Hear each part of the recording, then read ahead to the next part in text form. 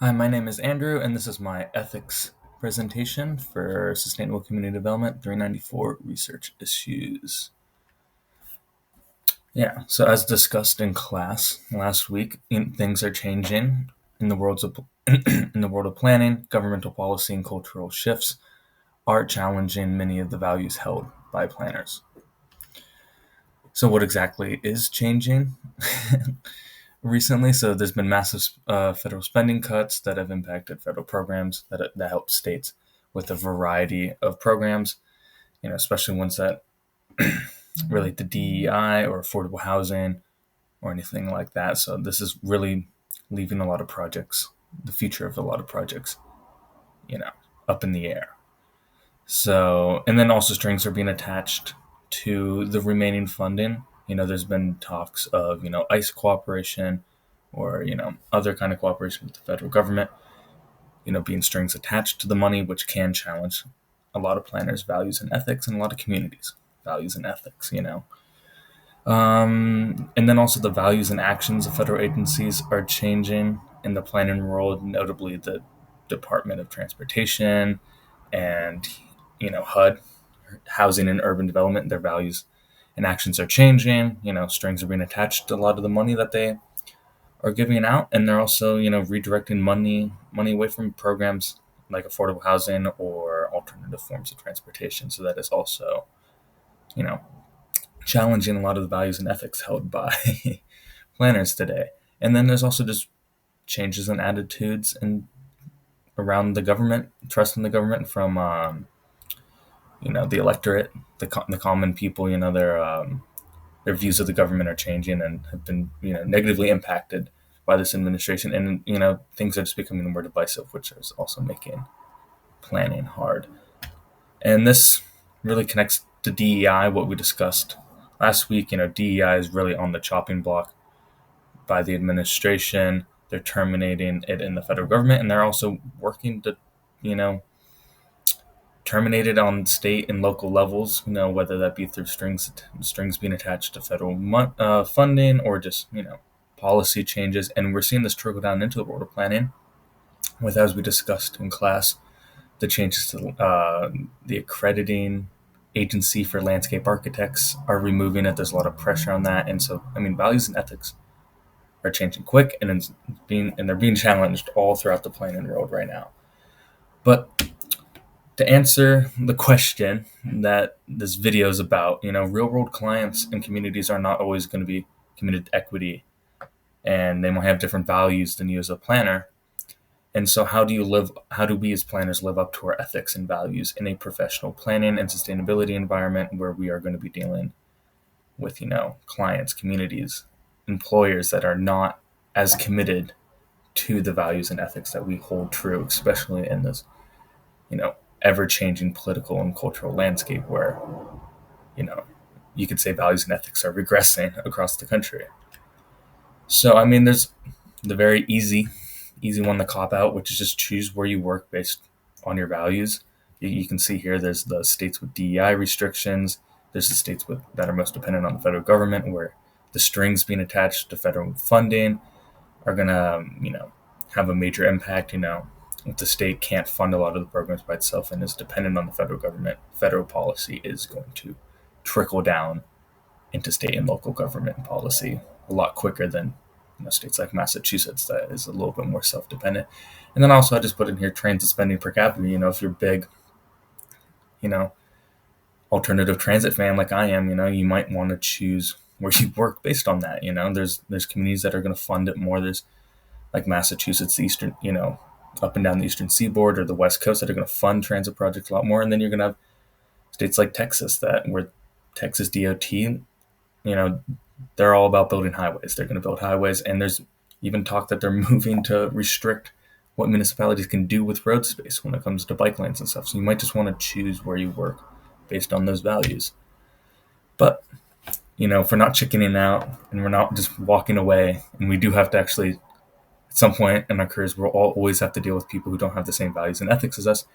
I would just say, like, talk to the client, talk to the community, talk to the employer, and I would say cut through a lot of the buzzwords. There's a lot of people get really stuck up on buzzwords, like there was this reading I had to do for another class that talked about Taft, Oregon. There's this agency that came in to redo the master plan after, a Portland-based agency had been ran out of town, probably for using too many buzzwords. And when they got talking to people, they were saying, hey, we don't want all this mixed use stuff. But then when they really got down on the ground and they started asking people what they loved about the community, they figured out that the community does actually like mixed use. There's just different connotations in their head that are tied into mixed use. So I think a lot of values and ethics that people have are tied up in these buzzwords, and you can kind of cut through that if you just meet them where they're at and talk to them.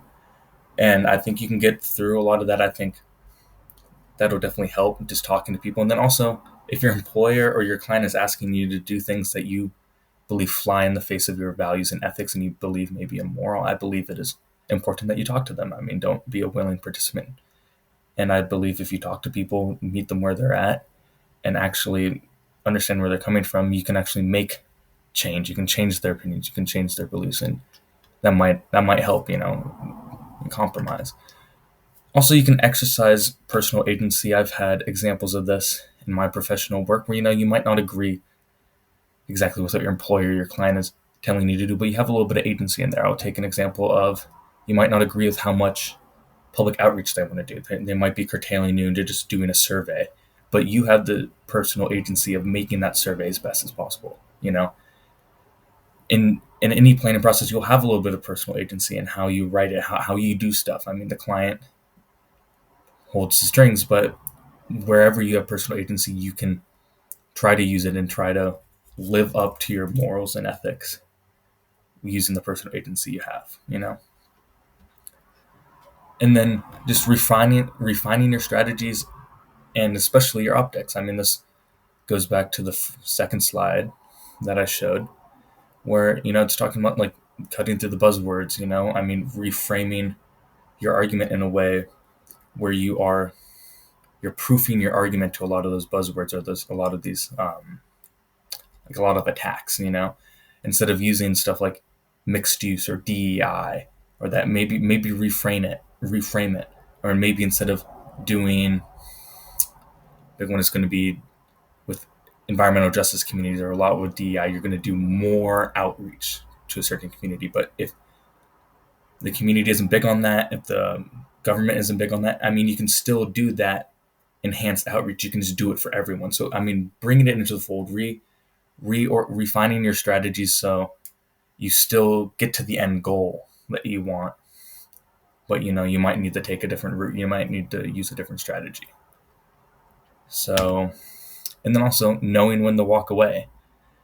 And I mean, we got the little graphic here. There's the bug inside the stomach saying, I'm planning to change the system from the inside. So, there's a lot of stuff you can do from the inside with the personal agency you have. You can change a lot about a system from the inside. But you need to know at what moment you are being asked to do stuff that flies in the face of your morals and values and too much. There's a line there. If you believe you are being asked to do something that you believe is immoral, there's a point where you should walk away. There's a difference between harm reduction and changing the system from the inside and being complicit. And, I don't think you should sit around and be complicit in bad things if you believe it is a bad thing. So you're just knowing when to walk away, knowing when to walk away from a client, knowing when to walk away from an employer, knowing when to walk away from a community and go somewhere else.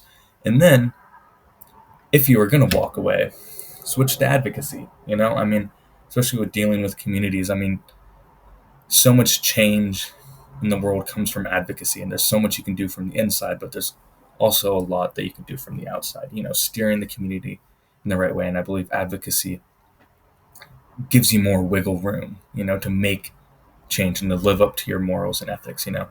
Planning is a very broad field, and it is not just based in the governmental and private sector. I mean, advocacy, people like Jane Jacobs stood up for their morals and ethics and were able to, influence the policy of New York City government and save neighborhoods.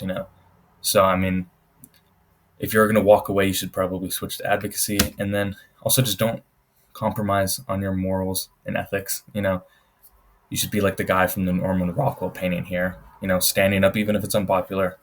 I exercise the personal agency you have, refine the strategies all you can, but also to stand on your morals and ethics and don't let a client or a community make you compromise on your morals and ethics. So I'd say, going back to this, they might not be as committed to you, but you should always stand on your beliefs. You should always exercise as much personal agency. You should refine your strategies with the end goal of, equity in these values that planners hold. We are taught these values. There's a code of conduct that the AIPC has. And at the end of the day, getting there should be the end goal. And there are many ways to do that. And you should just not, at the end of the day, you should not compromise on those ethics and morals.